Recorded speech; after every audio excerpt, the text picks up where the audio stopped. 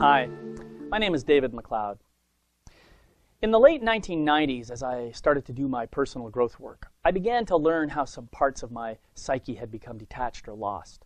I learned that at an early age in my life, certain events had happened that led me to take on beliefs about myself that persisted into my adult life.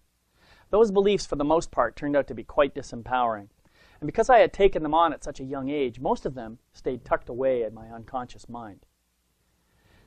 In my case, the disempowering beliefs influenced me to work hard to please other people, to try and make them happy. But in order to do that, I had convinced myself that I had to modify many of my natural behaviors, that I had to hide certain parts of myself, that I had to pretend that certain characteristics or traits within me didn't exist. Now, to some degree, I was successful in disowning or hiding these parts of me. And so I was, in fact, able to please people in some ways. But what I hadn't bargained for was the side effects that would ensue as a result of my decision. For me, because I was essentially giving up a good portion of who I really was, the primary side effect was that I experienced a slow but inexorable increase in resentment and anger that I wasn't even aware of until it reached the point where it was impacting my children. By that time, the disempowering beliefs that I had taken on so many years earlier were very solidly entrenched in my brain. So it took a great deal of effort on my part to unravel those beliefs and to identify and heal the underlying childhood wounds that led to those beliefs in the first place.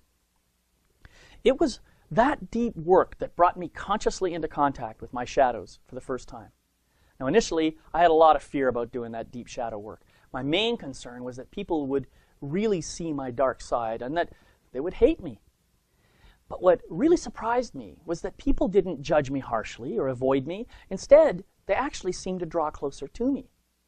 I realize now that they were probably appreciating my willingness to own what was true about me, and that they were resonating internally because my wounds were similar to their own.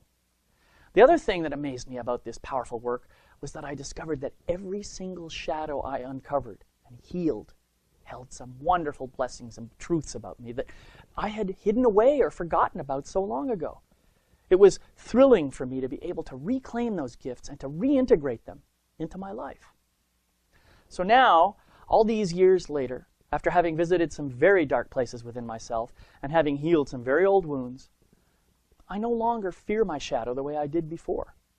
In fact, nowadays I find myself looking forward to my deep work in much the same way that an adventurer seeks to go where he or she has never gone before. I am ever curious about what I'm going to find next and what new gifts I'm going to uncover. If you have not already begun this process for yourself, I strongly encourage you to begin.